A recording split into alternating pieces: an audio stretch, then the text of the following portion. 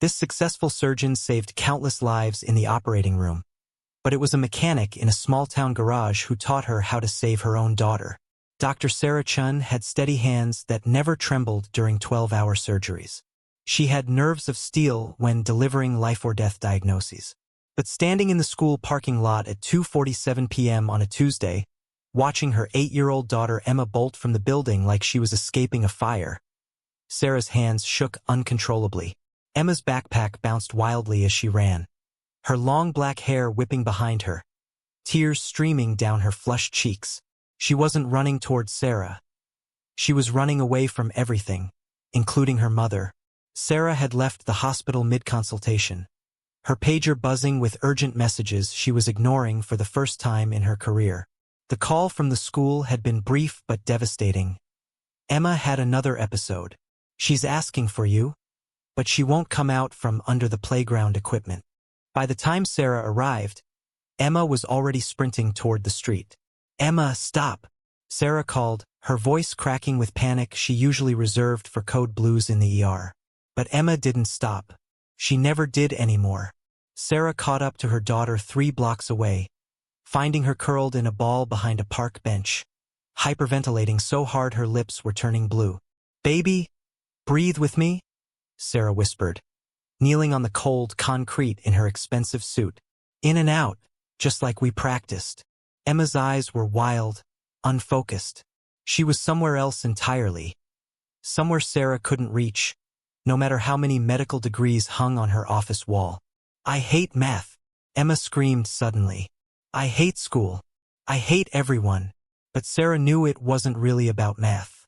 It was about the fluorescent lights that felt like needles in Emma's eyes, the scratchy school uniform that felt like sandpaper on her skin, the constant noise that overwhelmed her sensitive ears, the world that demanded she be someone she wasn't. I know, sweetheart. I know, Sarah murmured, though she was beginning to suspect she didn't know anything at all. 3 months earlier, Emma had been a bright, quirky kid who loved puzzles and could recite entire chapters of her favorite books from memory. Now, she was a stranger living in Sarah's house. A stranger who screamed at the texture of certain foods, who couldn't wear socks because they felt wrong, who melted down when plans changed by even 5 minutes. The pediatrician had used words like sensory processing disorder and possible autism spectrum. Sarah had nodded professionally, taking notes like she was discussing someone else's child. She'd scheduled appointments with specialists, researched therapies, created color-coded charts for routines. But nothing was working. Sarah's colleagues at the hospital whispered when they thought she couldn't hear. How can someone who fixes hearts not fix her own kid? The irony wasn't lost on her. She could perform a flawless cardiac bypass on a stranger, but she couldn't help her own daughter tie her shoes without a meltdown. Her ex-husband David called from his new life in Portland every Sunday, his voice thick with judgment disguised as concern. Maybe if you weren't working 80-hour weeks, he'd say. Maybe if you'd been more present. As if her absence had somehow caused Emma's differences. As if love alone could rewire a child's nervous system. Sarah had tried everything the book suggested. Weighted blankets, sensory diets, social stories, reward charts. She'd hired the best occupational therapists money could buy, enrolled Emma in specialized programs, even took a temporary leave from the hospital. Something she'd never done, not even after her divorce. But Emma was getting worse, not better. Now, sitting on the playground bench with her daughter finally calm enough to breathe normally, Sarah felt utterly defeated. Mommy? Emma's voice was small, exhausted. Yes, baby? Are you going to send me away? Sarah's heart shattered. Never. Why would you think that? Because I'm broken. And you fix broken things at the hospital, but you can't fix me. Those words hung in the air like a verdict. Sarah pulled Emma closer, breathing in the familiar scent of her strawberry shampoo, and made a decision that would change everything. We're going on a road trip, she announced. Emma pulled back, suspicious. Where? I don't know yet. Somewhere that isn't here. For the first time in months, Emma almost smiled. Sarah had no plan, which went against every instinct in her surgeon's brain. She just knew they needed to leave, to escape the well-meaning therapists, the school meetings, the pressure to fix Emma like she was a broken appliance. They threw clothes into suitcases, loaded Emma's collection of stuffed animals into the back seat of Sarah's pristine BMW, and drove north out of San Francisco with no destination in mind. Emma was calmer in the car. The steady hum of the engine, the predictable scenery rolling by, the lack of unexpected sounds or demands. It all seemed to soothe her overstimulated nervous system. They drove through wine country, past towering redwoods, along the rugged coastline. They ate gas station snacks for dinner and stayed in roadside motels with questionable decor but blessedly quiet rooms. For the first time in months, Emma slept through the night.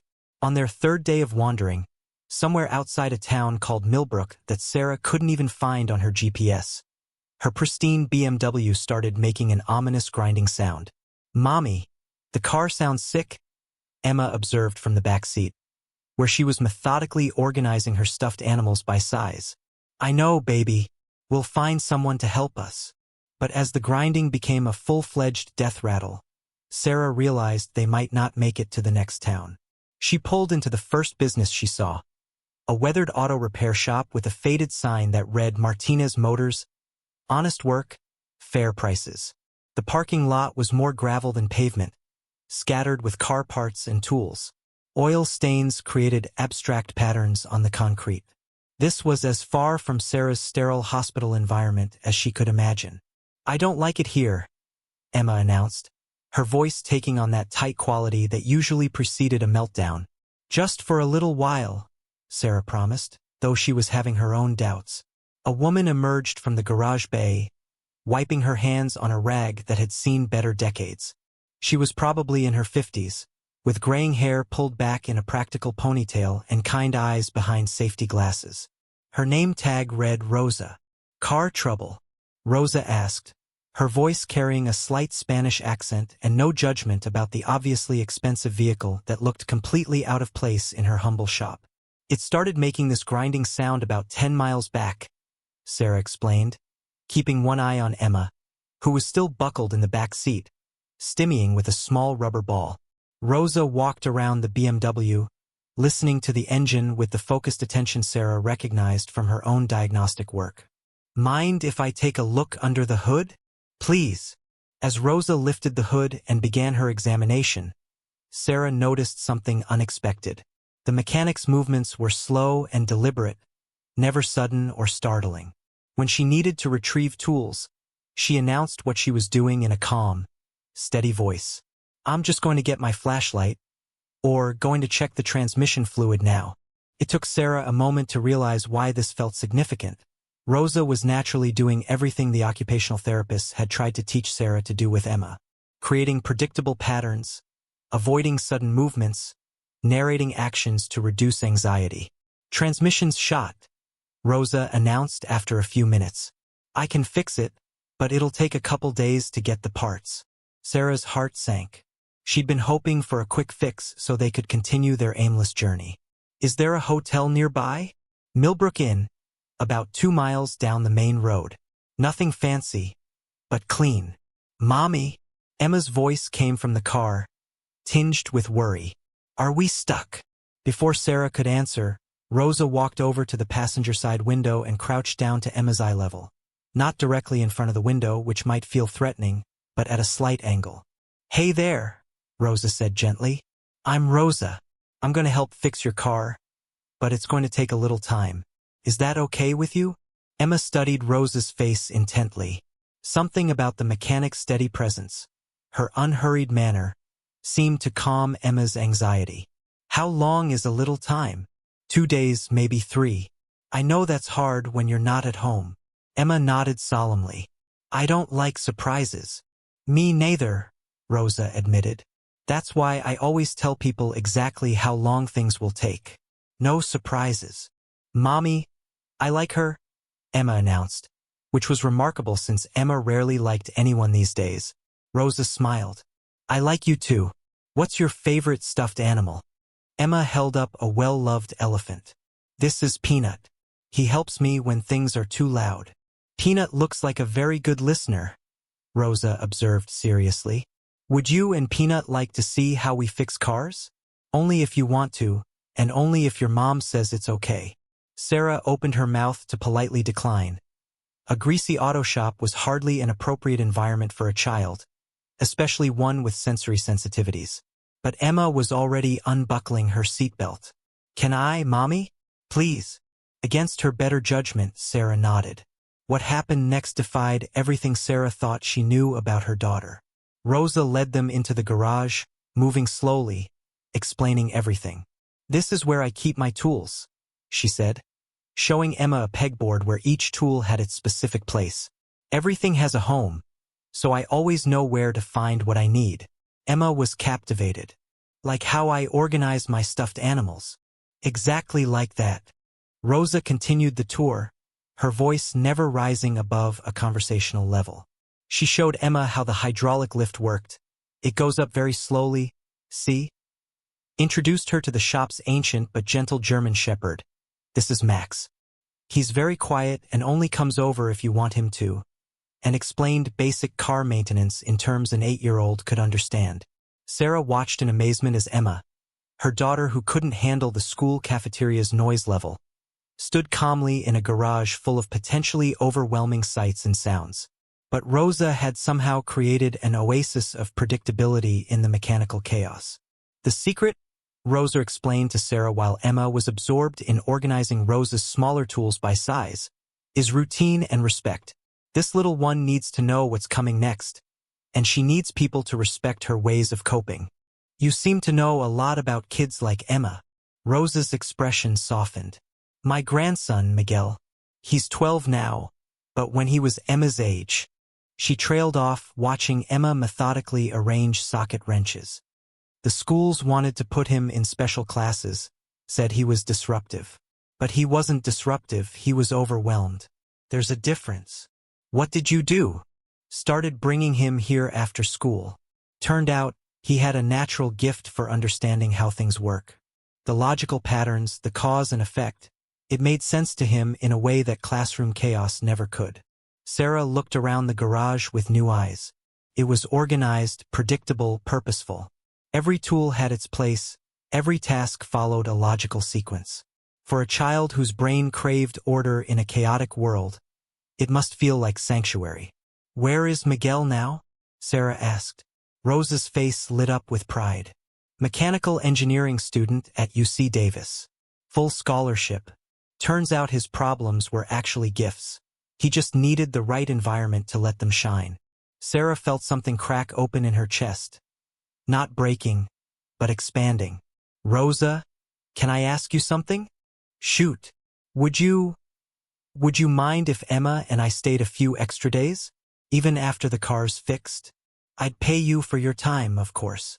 Rosa studied Sarah's face, seeing something there that Sarah was just beginning to understand herself.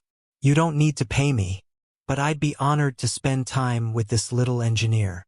"I'm not an engineer," Emma protested, having overheard. "I'm just Emma." "Just Emma," Rosa repeated seriously, "is exactly who you need to be." What started as a forced stop became the most peaceful 3 days Sarah could remember since Emma's struggles began. They extended their stay at the Millbrook Inn, a modest place with friendly staff who quickly grew fond of Emma's polite requests for the same room as yesterday, and her habit of arranging the complimentary soap and shampoo bottles in perfect rows.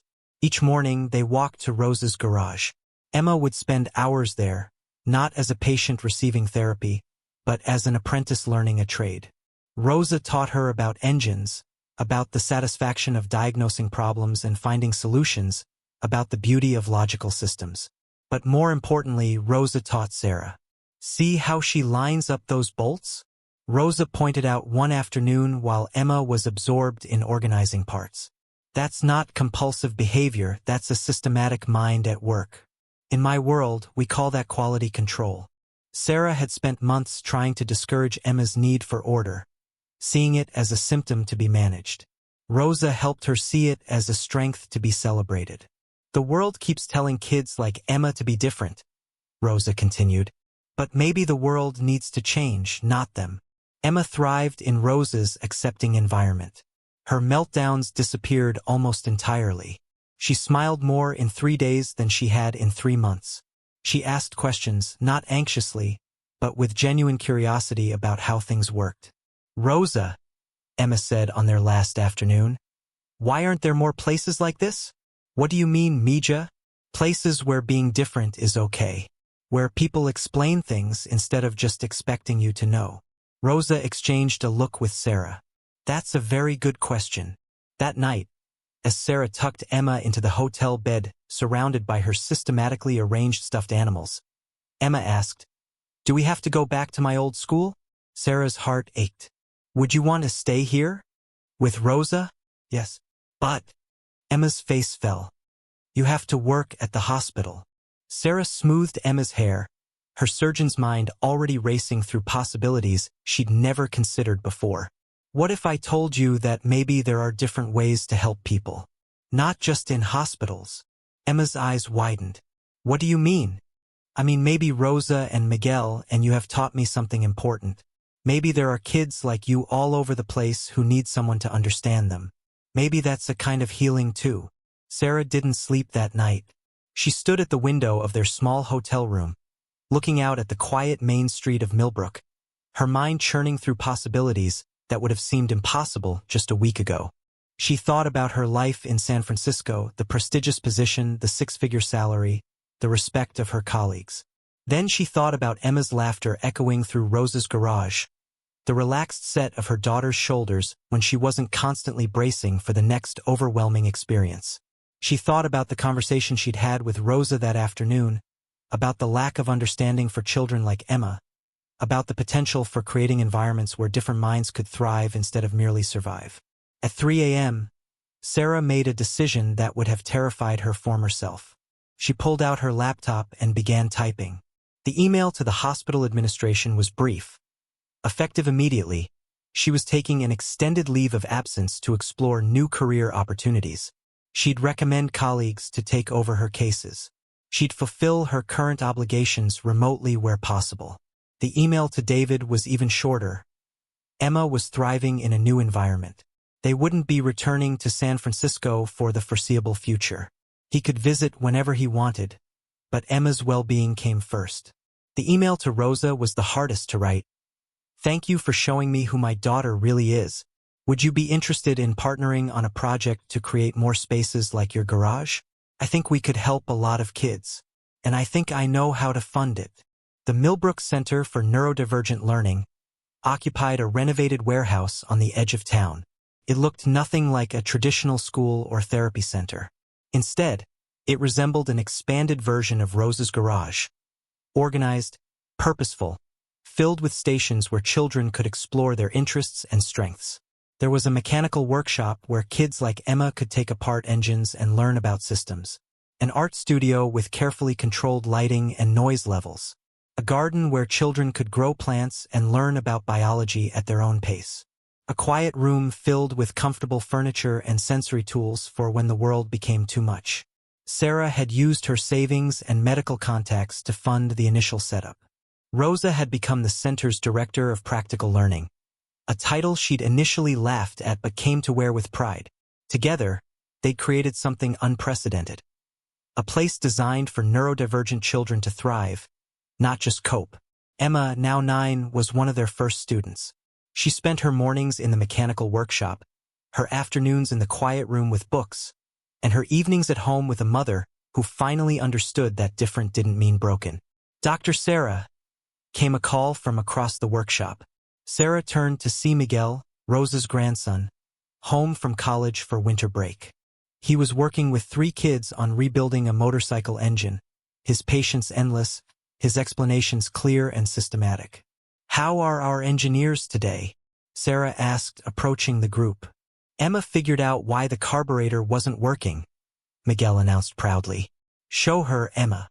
Emma, her hands now permanently stained with motor oil despite Sarah's best efforts, launched into a detailed explanation of fuel-air mixture ratios that would have impressed Sarah's engineering colleagues. "Impressive," Sarah said, and meant it. "Rosa says I have the mind of a diagnostic expert," Emma said matter-of-factly. "Like you, but for cars instead of people." Sarah felt the familiar tightness in her chest. Not anxiety this time, but overwhelming gratitude. You know what? I think she's right. That afternoon, as Sarah was reviewing applications from other families hoping to join their program, Rosa knocked on her office door. Busy? Rosa asked. Never too busy for you. What's up? Rosa settled into the chair across from Sarah's desk, a gesture that had become routine over the past months.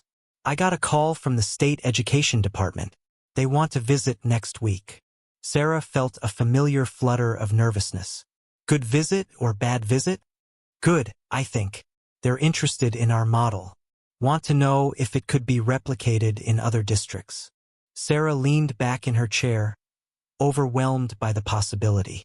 Can you imagine? Centers like this in every community.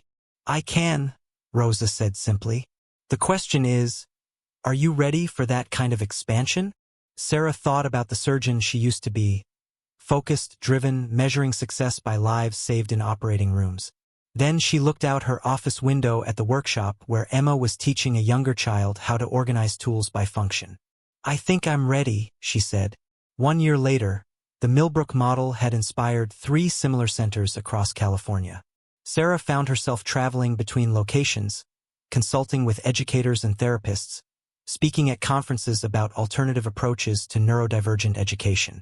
But every Friday, she returned to Millbrook, to the original center, to the workshop where her daughter continued to thrive. Emma, now 10, had become an unofficial mentor to newer students. Her systematic mind and gentle nature made her a natural teacher. She showed overwhelmed children how to organize their spaces, how to break complex tasks into manageable steps, how to find calm in the midst of chaos. Mommy, Emma said one evening as they walked home from the center. I'm glad our car broke. Sarah laughed. That's probably the first time anyone's ever said that to me. If it didn't break, we never would have met Rosa. And you never would have learned that I'm not broken either.